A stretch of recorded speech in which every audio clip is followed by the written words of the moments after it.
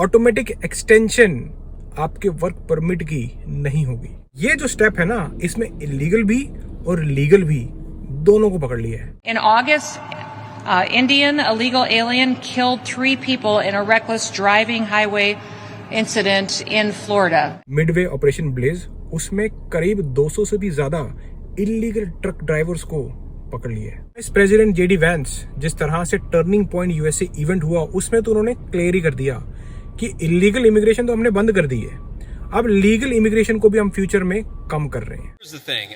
I can believe that the United States should lower its levels of immigration in the future. We cannot have an immigration policy where what was good for the country 50 or 60 years ago binds the country inevitably for the future. There's too many people who want to come to the United States of America, and my job as Vice President is not to look out for the interests of the whole world, it's to look out for the people of the United States. Welcome back, बड़ी सत श्री अकाल। एक और breaking news, America ने immigrants को एक और झटका दे दिया है। अब डीएचएस ने अनाउंस कर दिया है, रिलीज कर दिया, आप जाके पढ़ सकते हो यूएससीआईएस की वेबसाइट पर, ऑटोमेटिक एक्सटेंशन आपके वर्क परमिट की नहीं होगी। पहले क्या होता था कि अगर आपका वर्क परमिट एक्सपायर होता है तो आपको ऑटोमेटिक एक्सटेंशन मिल जाती थी 540 दिन की, 540 डेज। अब ये ऑटोमेटिक एक्सटेंशन जो लोग अक्टूबर 30 या उसके बाद अप्लाई करते हैं रिन्यूअल के लिए, उनको ये ऑटोमेटिक एक्सटेंशन नहीं मिलेगी। मतलब आपका स्टेटस, जो भी आप जॉब करते हो, वो इलीगल माना जाएगा। एक तरह से वो ये है कि मतलब लीगल लोगों को भी अब इलीगल बना दिया। दोस्तों, ट्रंप एडमिनिस्ट्रेशन ने कहा था कि हम इमिग्रेशन क्रैकडाउन करेंगे, लेकिन काफी लोगों ने समझा था कि ये सिर्फ इलीगल लोगों पर होगा, पर ये इलीगल नहीं। ये जो स्टेप है ना, इसमें इलीगल भी और लीगल भी दोनों को पकड़ लिया है। ये बहुत बड़ी न्यूज है, क्योंकि यार ये लोगों की जिंदगियों में स्ट्रेस लाएगा। लोग किस्तें भर रहे हैं, किसी ने घर लिया है, किसी ने कार लिया है, किसी का बिजनेस चल रहा है, जो भी काम कर रहे हैं, खाना खा रहे हैं, बच्चे हैं, शॉपिंग करनी है, कितने खर्चे होते हैं। आप सोचो, आज आप जॉब पे थे लीगल, और अगर कल आपके पास वर्क परमिट नहीं है तो आप इलीगल। इवन दो आपने अगर अप्लाई भी किया रिन्यूअल के लिए, तो आपको ऑटोमेटिक एक्सटेंशन नहीं मिल रही। ये अब अक्टूबर 30 से शुरू हो गया और अभी तो 31 हो गई है। वैसे हैप्पी हैलोवीन। आज प्रेसिडेंट डोनाल्ड ट्रंप ने हैलोवीन मनाई और ऐसे पटाखे फाड़े हैं ना, खास करके मैं बताऊं इंडियंस पर, कि मतलब हिला के रख दिए है कि लीगल इमिग्रेंट्स और इलीगल इमिग्रेंट दोनों भी कब्जा कर लिए कि भाई हिलने नहीं देंगे अमेरिका में। अब बहुत ही अफसोस हो रहा है दोस्तों ये सब सुनकर ना, मतलब मैं तो दंग रह जाता हूँ कि यार ये क्या हो गया। मतलब ऐसी ऐसी न्यूज आती है ना कि आप होश उड़ जाएंगे आपके, क्योंकि यार ये न्यूज ऐसी है कि बंदे को नींद नहीं आएगी। बंदा आज अगर सो रहा है तो कल उसका वो जॉब पे नहीं जा सकता। एक तरह से अगर आपका वर्क परमिट एक्सपायर हो चुका है और आप सोच रहे हो कि मैं रिन्यू के लिए डालता हूं, तो अब आपको ऑटोमेटिक एक्सटेंशन नहीं मिलेगी। भाई इस न्यूज से पता कौन कौन इफेक्ट हो रहा है? H4 green card work extension, L2 visa वाले, मतलब जितने भी इमिग्रेंट्स हैं जो लीगली आए हैं वो इफेक्ट हो रहे हैं। साइंटिस्ट, इंजीनियर्स और रिफ्यूजी असाइलम वाले तो हैं ही हैं, जो इलीगल बॉर्डर क्रॉस करके आए थे, अगर उन्होंने असाइलम लगाई है और वो EAD, उनको भी एम्प्लॉयमेंट ऑथराइजेशन डॉक्यूमेंट मिलता था, तो अब वो अगर एक्सटेंशन के लिए डालेंगे जिनका एक्सपायर हो चुका है, तो उनको भी ऑटोमेटिक एक्सटेंशन नहीं मिलेगी। तो देख रहे हो, लीगल को भी पकड़ लिया और इलीगल को भी पकड़ लिया। आज DHS सेक्रेटरी क्रिस्टी नोइम, उन्होंने प्रेस कॉन्फ्रेंस की ट्रक ड्राइवर्स को लेकर, जो इंडियानापोलिस में उन्होंने ऑपरेशन चलाया, मिडवे ऑपरेशन ब्लेज, उसमें करीब 200 से भी ज्यादा इलीगल ट्रक ड्राइवर्स को पकड़ लिया है। We have run an operation recently which has allowed to hundreds of arrests that has brought people in that are breaking our laws. Through that partnership, 223 illegal aliens have been arrested and taken off of our roads. Of those, 146 of them were drivers. That includes 46 semi-truck drivers and another 82 of them that were either box trucks, buses, moving vans, vehicles such as that. If you are here driving on our streets illegally and our highways, you are endangering our citizens and your days are numbered. उन्होंने तो सीधा कह दिया है कि जितने भी लोग इलीगली ड्राइव कर रहे थे अब तक, your days are numbered। मतलब इलीगल ट्रक ड्राइवर पे तो एक्शन हुआ ही हुआ, उनके जो एम्प्लॉयमेंट ऑथराइजेशन डॉक्यूमेंट थे अगर वो एक्सपायर हो चुके हैं, तब भी उनके लाइसेंस जो थे वो अगले 5 साल 10 साल तक थे, तो उन पर एक्शन तो लिया है और इलीगल इमिग्रेंट्स पर भी एक्शन हो गया है, क्योंकि ये ईएडी जो है ये एक्चुअली में एक्शन लिया गया वो जो ट्रक ड्राइवर से जो गलतियां हुई हैं, एक्सीडेंट्स हुए हैं जो इलीगली आए थे। लेकिन अब क्या ईएडी तो अब सभी लोग जितने भी इमिग्रेंट है उसी पे काम करते हैं, तो वो लीगल इमिग्रेंट्स पे भी एप्लीकेबल हो रहा है। तो अब देख रहे हो, आज उन्होंने बताया भी कि किस तरह से जो एक्सीडेंट हुए हैं इलीगल इमिग्रेंट्स के द्वारा, ट्रकिंग में खास करके, जैसे 2 तो हमारे अपने इंडिया के लोग हैं, पंजाबी हैं। In August, Indian illegal alien killed 3 people in a reckless driving highway incident in Florida. This last week, another Indian illegal alien killed 3 Americans on a highway in California. He was intoxicated behind the wheel of his truck. जो truck चला रहे थे 3 लोगों की जान चलेगी हर एक crash में। ऊपर से एक सर्बिया का भी था, तो उन्होंने कुछ नाम लिए और उन्होंने बताया कि हमने USCIS से कहकर ये EAD ऑटोमेटिक एक्सटेंशन अब बंद करवा दी है। United States Citizenship and Immigration Services is also working to fix some of the safety issues that we've been seeing across our country. They just ended a policy that allowed illegal aliens work permits that automatically renewed those work permits without any additional vetting. That will help us get some of these CDLs out of the hands of individuals who may be driving these trucks right here today. मतलब ऐसी हालत हो जाएगी एक illegal U turn लेने की वजह से, किसी ने सोचा नहीं था। देखो दोस्तों, एक्शन एक्चुअली में देखा जाए ना इलीगल लोगों पर हो रहा है, पर उसमें लीगल भी पिस रहा है, क्योंकि ईएडी में सारे आते हैं। आपके पास ईएडी नहीं होगा तो आप अमेरिका में लीगली काम नहीं कर सकते। तो अब ऑटोमेटिक एक्सटेंशन नहीं होगी तो आप होगे इलीगल। तो अब लीगल आए थे कि इलीगल आए हो, कोई फर्क नहीं पड़ रहा, अब सारे पिस रहे हैं। डीएचएस ने कहा है कि हम प्रायोरिटाइज कर रहे हैं इमिग्रेंट्स की वेटिंग और स्क्रीनिंग को लेकर।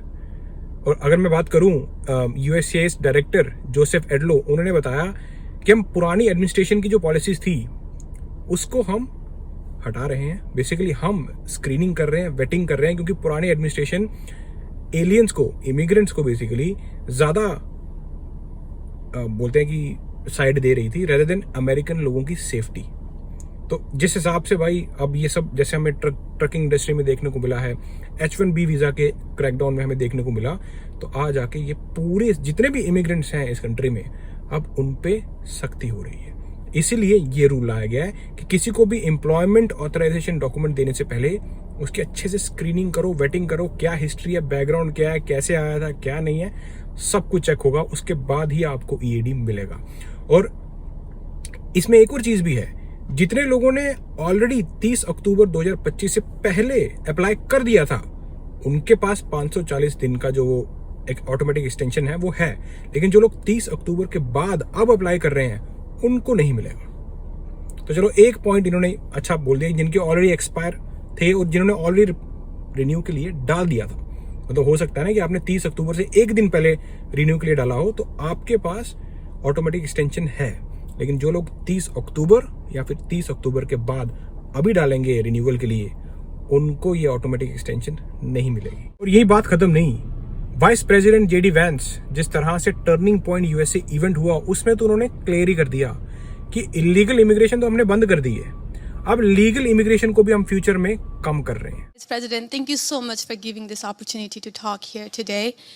I did not agree with many of the things that you said right ahead of this, but I don't think that's my point to discuss here. What I want to ask is, Okay. You are married to a woman who is not Christian. In her Wikipedia, I mean, I just looked it up. I wanted to know what her faith was. I didn't know this before, but she still calls herself Hindu. You are raising 3 kids in interracial, cultural, racial, religious household. How are you maintaining, or how are you teaching your kids not to keep your religion ahead of their mother's religion? Or how are you teaching them that your kind, their dad kind, who got here just few years or few decades ago, is different or is better than your mom's kind, who got here just a generation before? How are you balancing that? And when you talk about too many immigrants here. When did you guys decide that number? Why did you sell us a dream? You made us spend our youth, our wealth in this country and gave us a dream. You don't owe us anything. We have worked hard for it. Then how can you as a vice president stand there and say that we have too many of them now and we are going to take them out to people who are here rightfully so by paying the money that you guys asked us? You gave us the path, and now how can you stop it and tell us we don't belong here anymore? So and one more thing, I'm sorry, one more thing. Do Sure. you have to There's be... a lot there. I don't know if I'm going to remember all this, but I will try. I'm sorry. I had to say all of this, and please take it with due... I'm saying Of all of course. this with due No, go ahead. respect. I Please. have no Thank you. intention of causing a scene here or anything, but... We're not close to causing a scene, Yeah. don't worry. But we talked about Christianity, all of this. I'm not even Christian, and I'm here standing to show support. Why are we making Christianity one of the major things that you have to have in common to be one of you guys, to show that I love America just as much as you do? Why is that still a question? Why do I have to be a Christian? Okay. So there was a lot there, and I'm going to try to respond to as much of it as I can. So on the question of immigration. So first of all, I can believe that we should have lower immigration levels, but if the United States passed a law and made a promise to somebody, the United States, of course, has to honor that promise. Nobody's talking about that. I'm talking about people who came in violation of the laws of the United States of America, and I'm talking about in the future reducing the number of people. Sorry, what? May I continue on that? Because when you just said you are not stopping with the people who came here legally, right? But you are pushing out policies that hurt us. And these policies are not even solving the problems. These policies are just creating chaos. No, ma'am. Okay, so again, I'm gonna finish answering the question, and then if I've answered all 9 of your questions in less than 15 minutes, then we can keep on going. We got to have a little fun, right? So here's the thing. I can believe that the United States should lower its levels of immigration in the future, while also respecting that there are people who have come here through lawful immigration pathways that have contributed to the country. But just because one person or 10 people or 100 people came in legally and contributed to the United States of America, does that mean that we're thereby committed to let in 1 million or 10 million or 100 million people a year in the future? No, that's not right. We cannot have, I'll go and finish. We cannot have an immigration policy where what was good for the country 50 or 60 years ago binds the country inevitably for the future. There's too many people who want to come to the United States of America, and my job as vice president is not to look out for the interests of the whole world, it's to look out for the people of the United States. Now,